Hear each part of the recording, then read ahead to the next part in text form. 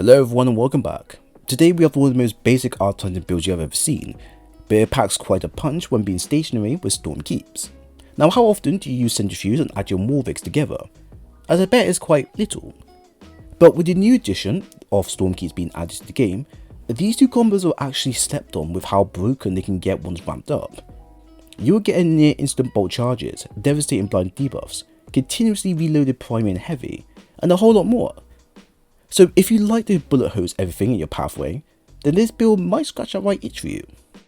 So cracking on, starting with exotic armor, Actium War with exotic effect, auto loading link, it states, steadily reloads a portion of your equipped auto rifle or machine gun magazine from reserves, provides a moderate benefit to the airborne effectiveness stat of auto rifle and machine guns. Actium War is as basic as an exotic as it gets. You get your main AR, a machine gun steadily reloaded over time, and that's it. While many people would opt out of using it for other exotics, it can make a few handful weapons really powerful, such as weapons that have deeper reserves than normal, or rapid fire frames, or in our case, make Centrifuse charged up state last longer. If you ever use the Warwigs, you must always pair it up with a good machine gun to boot, since most machine guns have large magazines to start with, but can expand over time. For example, I'm using the Watchful Eye machine gun with overflow on it, so once overflow becomes active, it will become a true bullet hose weapon until my ammo runs dry. Our second exotic is the Centrifuse with exotic effect, overcharged capacitor, which states, sprinting, sliding, and firing this weapon builds up a temporary electrostatic charge, increasing the range and reload speed. A finer blows with high charge cause explosions, and maximum charge explosions blind targets. Not many people talk about Centrifuse with Storm Keeps, which I'm hoping to change a few people's minds on. If you have the catalyst for the weapon unlocked, it will allow you to charge your weapon the longer you fire, which allows us to proc the blunt effect more often. However, combining this with Actium War will allow us to extend that effect for longer.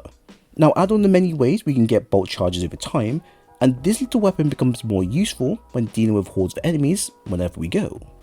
For aspects and fragments, we then have the following. Storm Keeps, where casting your class ability will grant you and allies a moderate amount of bolt charges over time.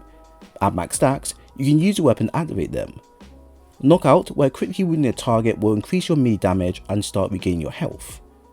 Spark of Ions, where defeating jolted targets creates ion traces. Spark of Discharge, where using an arc weapon and then a kill has a high chance to create ion traces. Collecting traces also gives you bolt charges. Spark of Shock, where arc grenade jolt targets. And Spark of Frequency, where melee hits increase your weapon stability and reload speed for a few seconds. While amplified, the effects are increased and you gain increased bolt charges from all sources. With how Centrifuse will interact with the setup, I proposed the idea of expanding on how much depth the fallen weapon can provide for the entirety of the kit. Firstly, as Centrifuse can blind targets, we can add dielectric seasonal mod to the mix for gaining bolt charges through arc debuffs. This combined with Shock of Discharge, Frequency, and Storm Keeps allows the build to maintain a heavy hitting process where additional lightning attacks via bolt charges will become many. Now as getting kills will make us amplified, this can also activate flashover for increased bolt charge damage, and if we go hand to hand with a champion, we can also activate defibrillating blast for a massive bolt charge gain, heals, and jolt effects. So the weapon within itself is gaining quite a bit of power just from being used for a long time.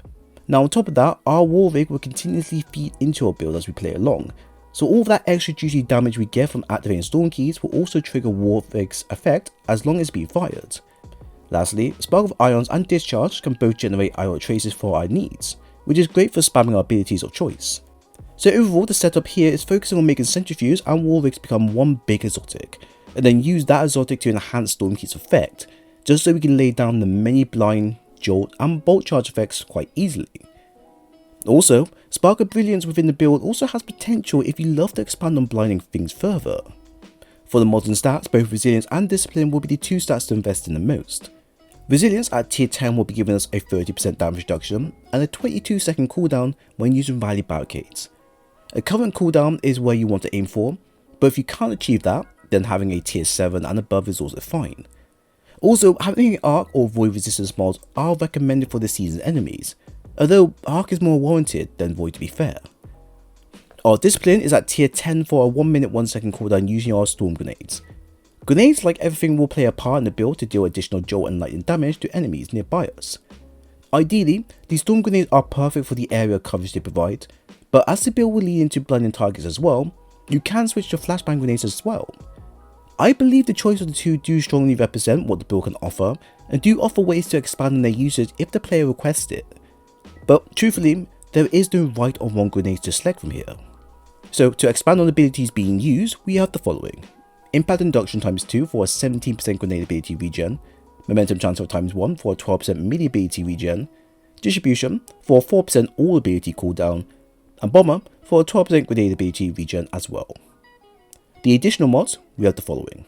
Ashes to Assets for getting a grenade kill will grant you super energy, Heavy Ammo Finder, Reserves and Scavenger mods for a heavy weapon, Harmonic Siphon for creating orbs of power re-matching elemental weapons, Charged Up for a +1 armor charge, Arc Weapon Surge ×2 for a 17% weapon buff, and Powerful Attraction for automatically collecting orbs of power when using your class ability.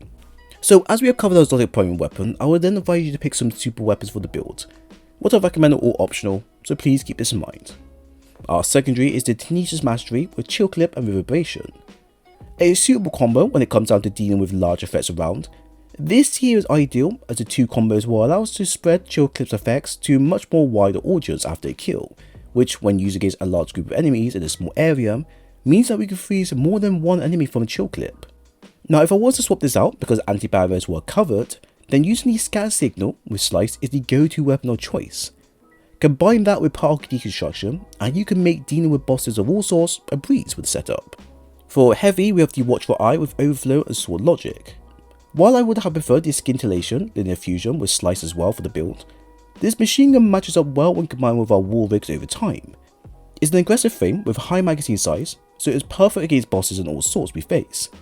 But once Overflow does kick in, our magazine will go to around 100 plus quite easily.